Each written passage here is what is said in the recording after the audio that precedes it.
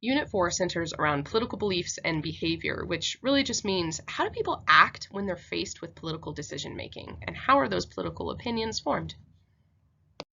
Here are your essential questions for this lecture. Make sure that you take notes while you're also considering these questions throughout, and then at the end, pause and answer these questions thoughtfully, please.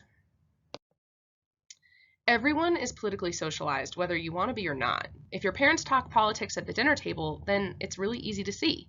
But those of you who don't watch the news regularly or don't talk about voting, you're still getting socialized politically.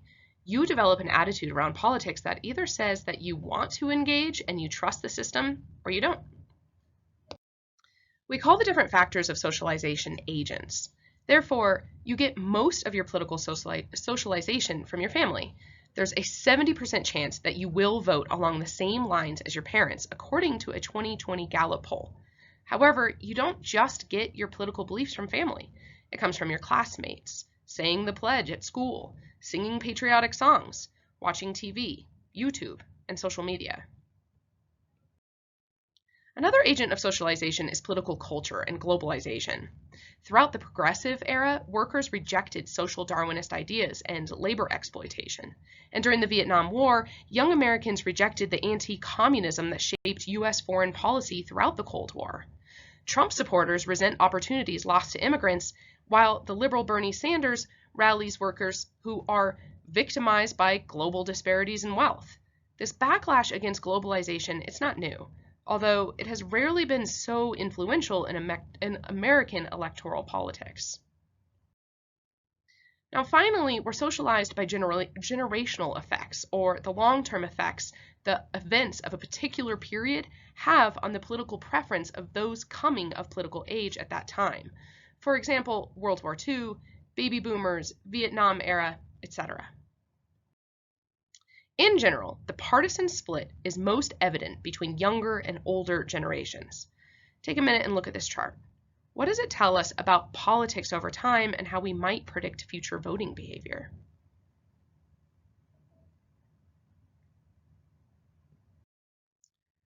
Policy trends concerning the level of government involvement in social issues reflect the success of conservative or liberal perspectives in political parties. On the left, you'll see topics concerning political beliefs, and under the liberal conservative columns, you'll see the labels of conservative or liberal belief systems. Again, you need to be really careful not to just simply assign Republican and Democrat markers for this information because it doesn't always hold true all of the time, and especially not throughout history. Our political parties shift their policies based on political culture and various global events, and it can change quickly sometimes. Generally speaking, liberals favor more governmental regulation of the market, while, as we discussed in our previous lecture, conservatives favor fewer regulations and laissez-faire, or a free market system. Libertarians prefer no regulation outside of just simple property rights. When faced with this question of how to regulate the economy, liberals and conservatives believe there needs to be some form of regulation, but they often differ on what the best kind really is. There are multiple theories on how to correct the economy, and none of them are quick fixes. They often take 3 to 10 years to create a full adjustment in the cycle. The first theory is called monetary theory, which means the government should match the growth of the money supply to the growth of productivity. That will help to balance out inflation, which we're currently experiencing as our price of groceries, gas, and clothing, etc., has recently skyrocketed due to the pandemic. But simply printing the same amount of money as the growth of the economy, you're not just adjusting things, just avoiding inflation. Next is something called Keynesian economics by John Maynard Keynes, which asks to counterbalance a bad economy by adding money back into the system. This is similar to monetary policy. Think monetary, money. But here you aren't trying to match growth. You are trying to encourage it. So think about during the pandemic. People weren't working as much and they feared a crash in the stock market. The government started giving money to families in the form of COVID relief checks to help make ends meet. They hoped that families would spend that extra cash, which would then put money back into the economy, which would then help to stimulate growth. Now, the problem here is that once the economy caught up to this Keynesian cycle, it caused rapid inflation because families were spending that money. They weren't saving it.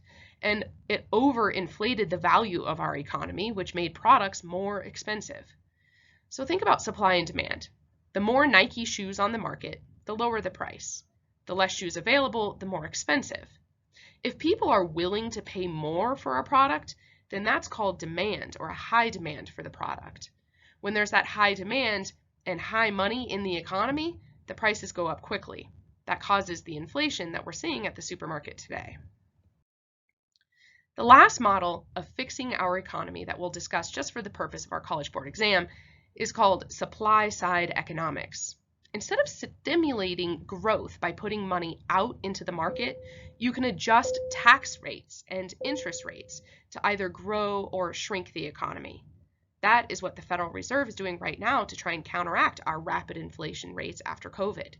They're increasing interest rates on loans, hoping less people will buy houses and cars because it's going to be more expensive to do so, which then slows the economy down and takes some of the money out of the system.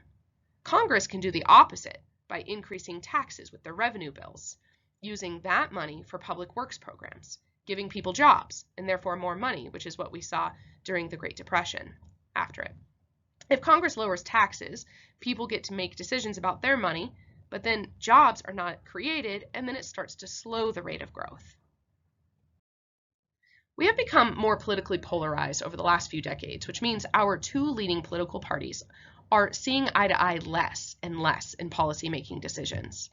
The problem with polarization is when citizens no longer have faith that elected officials will represent them if they don't vote for them.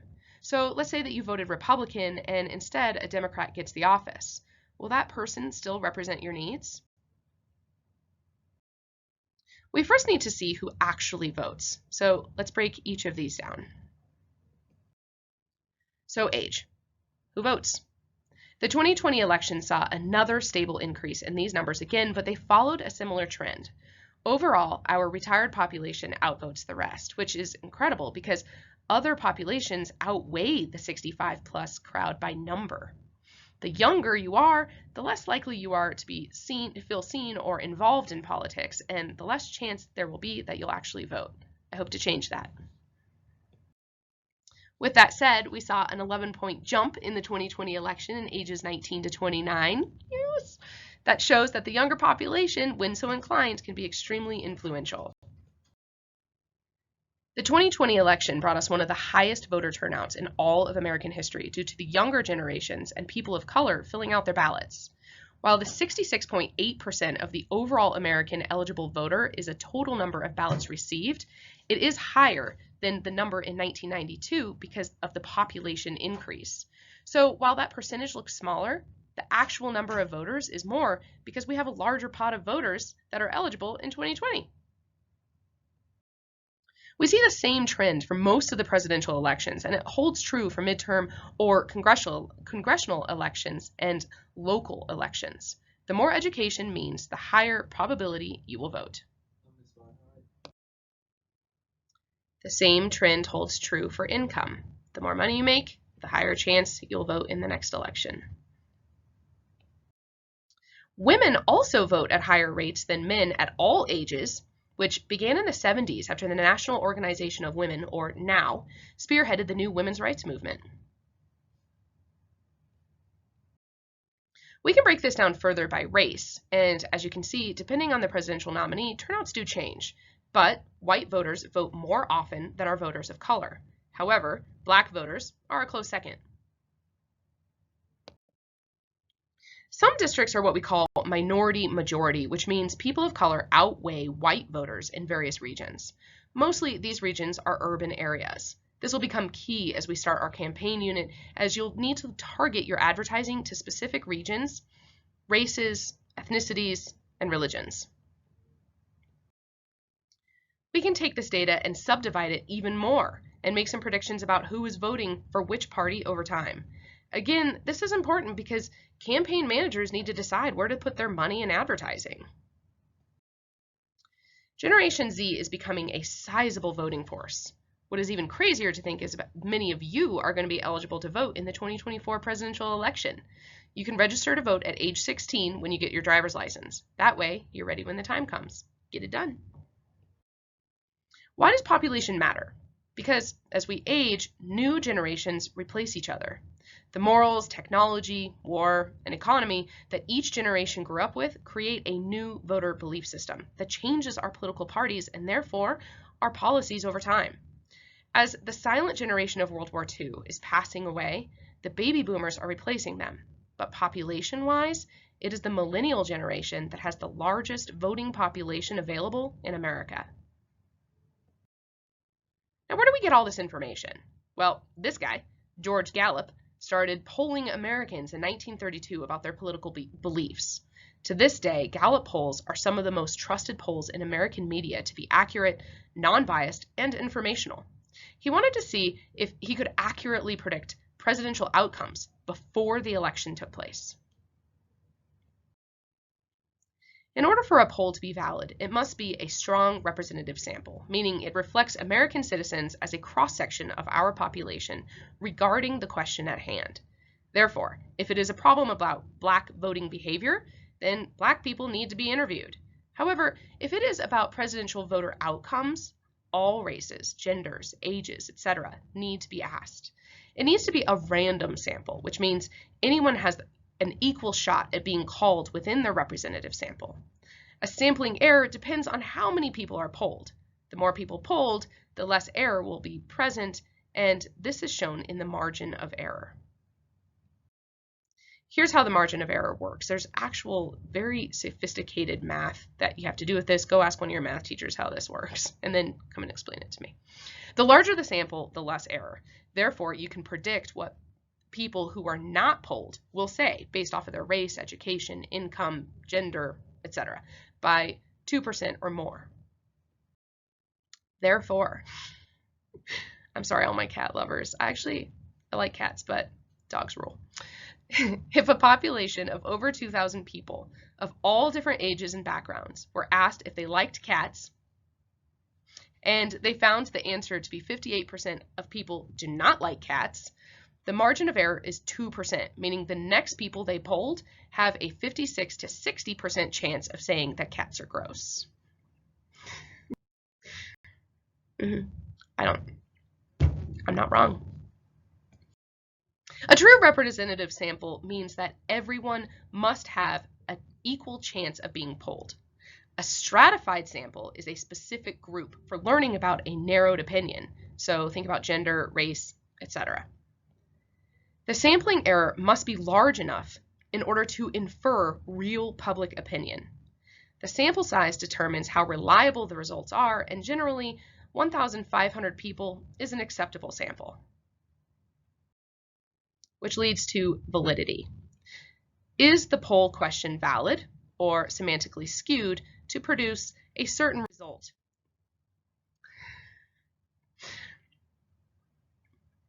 Little skewed. Come on, he's got a mouse in his mouth. Illusions of polling are things that can produce false results. Questions that ask, do you strongly believe or strongly disagree, makes people lean back towards that center.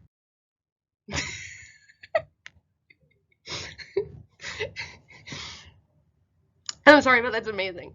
I just love him. He's got like a brain face. I'm sorry.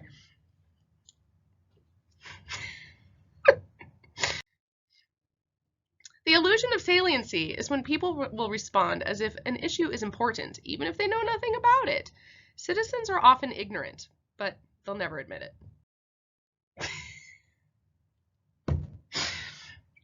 I made that up. Floquia. But for a second, you were thinking, if that's what it does to my cat, definitely vaccinate it. I made it up. And finally, the halo effect, where respondents tend to give socially respectful answers, not wanting to admit prejudice, even though the pollster is ultimately a stranger. Who cares what they think? I forgot the pictures that I put in, I'm sorry. This is actually not far off. The country of Iceland removed all dogs like 7 years ago because it was spreading different diseases to other native species and animals. So they actually made people get rid of their dogs. That's terrible. Sorry. Okay, I'm off my cat soapbox. Back to government ratings. Can you identify 2 factors that lead to a drop in presidential approval ratings? This is at the beginning of Trump. Sorry, I couldn't find the current one.